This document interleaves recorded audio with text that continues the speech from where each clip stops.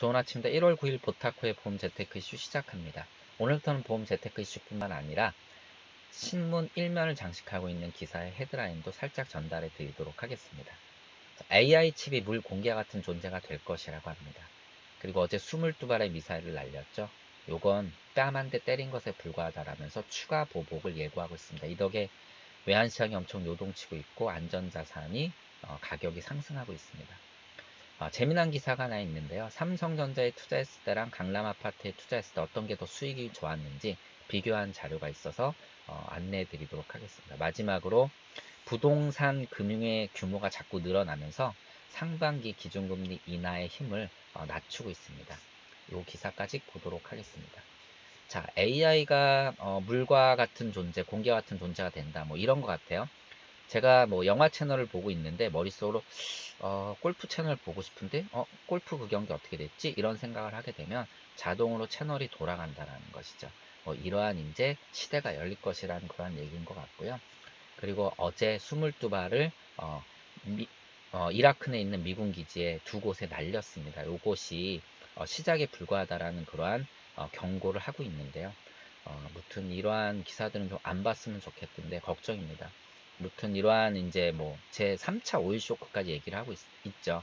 대한민국은 광복 역사상 2번 마이너스 성장을 했는데 뭐 다시다시피 IMF 때랑 그다음에 가장 먼저 마이너스 성장을 한 게 1979년 2차 오일 쇼크 있던 이듬해인 1980년이거든요. 그때 마이너스 성장을 했는데 3차 오일 쇼크가 온다. 뭐 그런 일이 있으면 안 되겠지만 굉장히 어마어마한 충격을 갖다 줄 수 있겠죠. 자, 외환시장이 요동을 쳤습니다. 결국은 지정학적 리스크가 커지면서 원달러 환율이 상승을 했습니다. 그러니까 원화의 가치가 하락을 한 거죠. 원화의 가치가 하락을 하게 되면 일단 주식시장에서 외국인이 빠져나갈 수 있는 그러한 어떤 이제 원인을 제공하다 보니까 시장에 좋지가 않을 것이고요.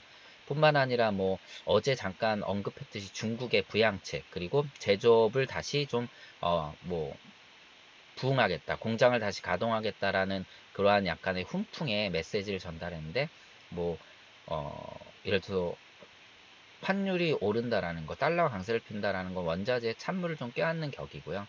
뿐만 아니라 이제 뭐 그 원유 가격이 오르게 되면 이런 식으로 오르게 되면 저 시장에 뭐 충격을 줄 수 있다라는 것이죠. 이런 거에 찬물을 좀 껴안을 수도 있고 또 엔화는 안전자산이다 보니까 또 원화의 격차가 또 벌어지면서 무역시장에 또 영향을 미칠 수가 있다라는 거죠. 그래서 굉장히 많은 이제 이러한 영향을 미치고 있다라는 것이고요.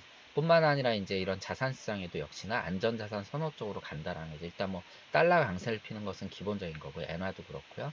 거기에다가 금이 2013년 4월 이후에 다시 1600달러를 넘어섰다라고 합니다. 어제 뭐 팔라듐에 대해서 잠깐 언급을 했는데 팔라듐이 어차피 수요를 통해서 가격이 상승을 한 거고 지금 이런 거 같은 경우는 지정학적 리스크 때문에 안전자산을 선호하는 거기 때문에 둘의 좀 방향은 분명히 다릅니다. 무튼 아시아 증시가 요동을 치고 있고요. 그리고 자칫 잘못해서 이러한 악재가 더 커지게 되면 중동 정세가 더 심각해지면 세계 증시 10%가 추가할 것이다라는 경고의 메시지까지 나오고 있습니다. 무튼 지속적으로 좀 지켜볼 필요가 있을 것 같고요. 재미난 기사입니다. 1986년 이후부터 3년간 아파트, 서울 아파트, 코스피, 삼성전자 이렇게 보유를 했을 때 1년 단위 이제 매년 수익률을 이제 그 비교를 해봤더니 이제 평균 수익률이 서울 아파트는 86년 이후부터 평균 20% 나왔고요. 코스피는 26%, 삼성전자는 무려 107% 나왔습니다. 86년을 비교하기엔 좀 뭐하다 그러면 이제 2000년을 비교했더니 18%, 31%, 65% 그래도 격차가 굉장히 크죠. 요것도 좀 너무 먼 과거 아니냐. 그래서 2010년부터 비교를 했더니 9%, 6%, 47% 나왔습니다. 어떻게 따져보면 20%대 107%는 거의 5배가 좀 넘는 수준이고요. 18%대 65%는 뭐 약 한 3배가 좀 넘는 수준이죠. 그리고 9%대 47%는 5배 정도 수준인데 2010년과 2000년대 이후를 비교해 보면은요. 2010년에는 서울 아파트가 코스피에 뒤처졌었는데 2010년 이후에 보면은 서울 아파트가 코스피를 앞섭니다. 평균 수익에서. 요걸 보게 되면 뭐 강남 아파트 가격이 그만큼 상승을 했나? 라고 생각할 수도 있고 뭐 하지만 2011년 이후에 이제 금융위기 겪고 대한민국 주식시장이 굉장히 박스피에 갇혔다라는 그러한 이제 시장의 어떤 흐름을 요걸로 또 통해서 좀 확인할 수 있을 것 같습니다. 그래서 저는 늘 주식의 장기 보유를 얘기를 하는데, 물론 주식 투자가 쉬운 건 아니지만 저는 장기 보유를 한다라면 굉장히 성공하는 투자를 할 수 있는 가능성을 제일 높일 수 있다라고 개인적으로 저는 생각합니다. 그게 저의 이제 투자 원칙이고요. 그리고 뭐 당연히 분산 투자, 가치 투자, 그리고 장기 투자, 그리고 마지막으로 위기가 올 때 기회를 노려라. 뭐 요런 것들. 예, 위기가 오게 되면 정말 바닥이면 진바닥에 진입하게 되면 모든 투자 원칙은 제껴진다라고 뭐 얘기를 좀 하고 있습니다. 그래서 저는 그런 걸 개인적으로 투자 원칙으로 좀 갖고 가고 있습니다. 그리고 2000년 이후 한번 살펴보면 여기서는 이제 전국 아파트까지 올라갔는데 같이 비교가 됐는데 삼성전자 65, 코스피가 31, 2배 차이 나고요. 서울 아파트가 18%, 전국 아파트는 14% 선으로 유지가 됐다라고 합니다.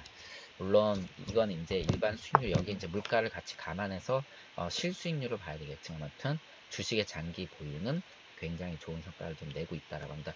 어제 그 삼성 반도체 실적 발표됐는데 5분기 만에 반등됐죠. 그것 때문에 이런 기사가 또 나온 것 같습니다. 자, 지금 대통령뿐만 아니라 경제 수장들이 부동산 투기와의 전쟁에 한 목소리를 내고 있습니다. 자, 문재인 대통령이나 김상조 청와대 정책실장은 투기와의 전쟁에 결코 지지 않겠다. 그게 최우선 정책이다라고 얘기를 하고 있고요. 그리고 금리를 인하하게 되면 결국은 부동산 시장에 어떻게 보면 이제 뭐 기름에 이제 불 붙이는 격이겠죠. 그러니까 금리 인하는 신용을 활용할 수 있는 굉장히 좋은 여건을 만들어주기 때문에 투자 시장에 이제 어떻게 보면 힘을 실어주는 역할을 하는 거죠. 뿐만 아니라 부동시장으로 돈이 가면은 벤처 중소기업으로 가야 할 IB 자금도 들어오지 못한다. 그래서 모든 이제 정책 수장들이, 경제 수장들이 이런 목소리를 내고 있다라는 겁니다. 가장 핵심인 건 요거예요. GDP 대비 부동산 금융. 이 부동산 금융이란 건 뭐냐면은 금융회사의 주택담보대출, 부동산 금융보증과 기업의 부동산 프로젝트 파이낸싱 대출, 그리고 부동산 금융투자 상품 금액을 다 합친 개념이라고 합니다. 이게 2019년 9월 말에 처음으로 2천조를 넘어섰다라고 합니다. 그래서 핵심은 GDP 대비 이 부동산 금융 비율이 지속적으로 증가하면서 부동산 빚이 경제 규모보다 더 빠르게 늘고 있다는 게 핵심인 것 같습니다. 그래서 이거를 죄겠다라는 얘기죠. 뭐 다 아시다시피 경기는 인플레이션을 지향을 하죠. 당연히 내가 주식을 사면 가격이 오르고 부동산을 사면 가격이 오르는 것을 원합니다. 그런데 여기에 이제 가수요 인플레이션이 이제 진입을 하죠. 예를 들어서 신용을 통해서 뭔가 가격이 오르니까 투자를 하는 거죠. 근데 이게 신용이 많이 들어오다 보면 가수요 인플레이션이 거품을 만들고 이 거품은 결국은 붕괴로 이어진다라는 것이죠. 그래서 조정이 분명히 필요한 것 같고요. 그래서 금리를 더 인하하면은 부동산 시장에 힘을 더 실어주는 거기 때문에 잡겠다라는 이러한 내용인 것 같습니다. 자, 오늘 기사는 여기까지 하는 걸로 하고요. 비가 줄기차게 내렸는데 끝쳐서 좀 공기가 맑아진 것 같습니다. 자, 어제보다 좋은 하루 되시기 바라고요. 도움이 되셨다면 좋아요와 구독 부탁드립니다. 고맙습니다.